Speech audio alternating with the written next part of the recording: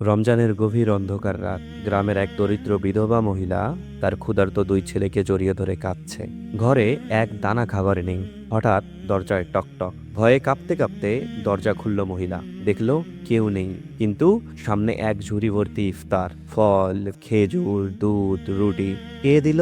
কোনো চিহ্ন নেই। পরের রাতেও একই ঘটনা। মহিলা ভাবতে লাগলো, এ কি জাদু নাকি আল্লাহর রহমত? গ্রামেও ছড়িয়ে পড়ল গুজব। কেউ বলল অদৃশ্য দাতা নেমেছে, কেউ কেউ বলল ফেরেশতা, আবার কেউ কেউ বলল জিন। তবে মহিলা প্রার্থনা করলেন, যেই হোক আল্লাহ তাকে বরকত দিক। একদম শেষ রাতে তিনি লক্ষ্য করলেন, পাশের ঘরের গরিব কৃষক নিজের সামান্য সঞ্চয় থেকে গোপনে দান করছেন।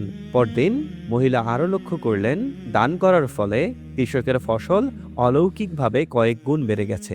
এখান থেকে শিক্ষার বিষয় এটাই, গোপনে দান করলে তা বহু গুণে ফিরে আসে। মহান আল্লাহ তাআলাও বলেন, যদি তোমরা তোমাদের দান প্রকাশ করো তাহলে তা ভালো, কিন্তু যদি তা গোপনে রেখে গরিবদের দাও তাহলে তা তোমাদের জন্য আরো উত্তম।